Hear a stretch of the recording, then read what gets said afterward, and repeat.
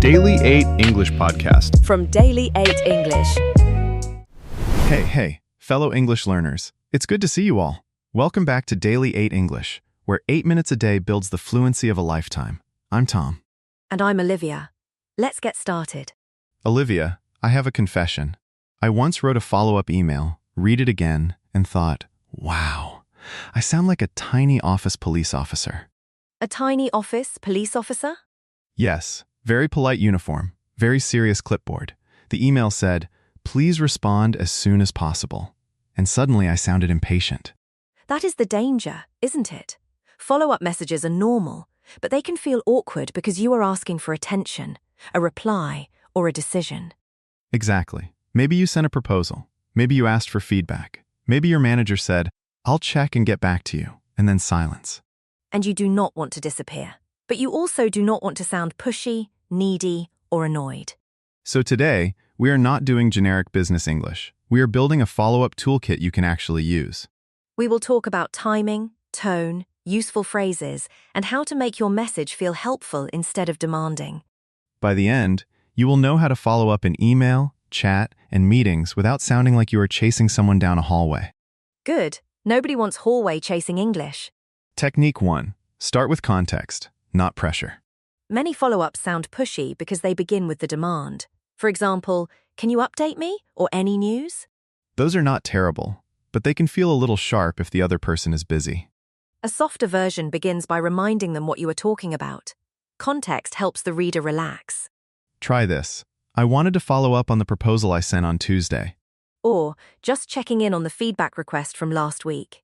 Notice the difference. You are not saying, why haven't you replied? You are saying, here is the thing I mean. That small context sentence makes the message easier to answer. It also sounds more professional. Let's make it practical. Pushy version. Please send me your answer today. Better version. I wanted to follow up on the budget question we discussed yesterday. Do you think you will have a chance to review it today? That is still clear, but it has oxygen in it. Technique 2. Give a reason, not just a reminder. This is a big one. If you only say, following up, the other person may feel chased. But if you explain the reason, your follow-up becomes useful information. For example, I wanted to follow up because we are planning next week's schedule. Or, I'm checking in because I need to send the final numbers to finance by Friday. Now the reader understands why the reply matters. You are not being impatient. You are managing a real timeline. This is especially helpful at work because people are juggling many priorities. A reason gives your message a place in their day. Here is a useful pattern. I wanted to follow up because, then give the practical reason. I wanted to follow up because the client meeting is tomorrow morning. I wanted to follow up because I am preparing the final version this afternoon. I wanted to follow up because we are trying to confirm the timeline before the end of the week. This phrase is polite, clear, and adult. I love adult English. It pays bills. That may be the least glamorous slogan ever, Tom. Technique 3. Add an easy out. An easy out is a phrase that gives the other person space. It tells them, I understand you may be busy. And that matters because a pushy message often sounds like there is only one acceptable answer. Reply now. Softer follow-ups leave room. Try, no rush if this is still under review. Or, no worries if you need more time. Or, if this is not the right moment, I can circle back next week. That last one is excellent. Circle back means return to the topic later. It is common business English, and it sounds less intense than chase. Be careful, though. Do not use an easy out if the deadline is truly urgent. Right. If something is due in 2 hours, do not write, no rush. That is confusing. Use it when there is flexibility. If there is a deadline, be kind but direct. For example, no worries if you need more time, but if possible, could you send a quick update by Thursday afternoon? Technique 4. Ask for a small next step. This might be my favorite. Sometimes people do not reply because the request feels too big. If you ask, can you send your complete decision, final notes, approved timeline, and next steps? That is a lot. That email needs a chair and a snack. A better follow-up asks for one small action. Try. Could you let me know if this is still on your radar? Or, would a quick yes or no by Friday be enough for now? Or, should I prepare version A or wait for your comments first? Small next steps are powerful because they lower the effort needed to reply. Here is a full example. Hi Maya, I wanted to follow up on the draft I sent Monday. I am preparing the final version tomorrow, so a quick yes or one key change would be really helpful. No worries if you need more time. I can also circle back on Friday. That is professional. It gives context, reason, next step, and space. And it does not sound like a robot tapping a watch. Technique 5. Match your tone to the relationship. Follow-up English changes depending on who you are writing to. With a colleague you know well, you can sound friendly. Quick nudge on this when you have a moment. With a client, be slightly more polished. I wanted to check whether you had any initial thoughts on the proposal. With a senior manager, be concise and respectful. I am following up on the approval request below. Would you prefer I move ahead with option A or wait for your comments? And in chat, shorter is usually better. Yes, in Slack or Teams, you might write, "Hi Sam, quick follow-up on the invoice question. Is this still pending with finance?" Or, just checking if Friday still works for the review. Happy to move it if needed. Notice that follow-up is not one magic sentence. It is a tone decision. Technique 6. Avoid guilt language. Guilt language makes the other person feel blamed. It often starts with phrases like, "as I already mentioned," or "I am still waiting." Oof, I am still waiting can sound like you are standing outside their house with a notebook. Very dramatic. Better phrases are neutral.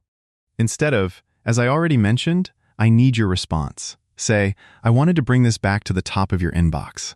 Instead of, "I am still waiting for your update," say, "I wanted to check whether there is any update on this."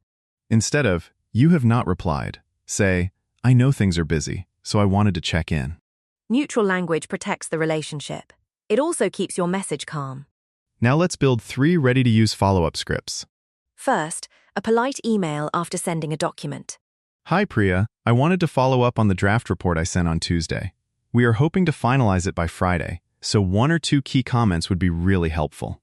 No worries if you need more time. Just let me know what works. Second, a short chat message after a meeting.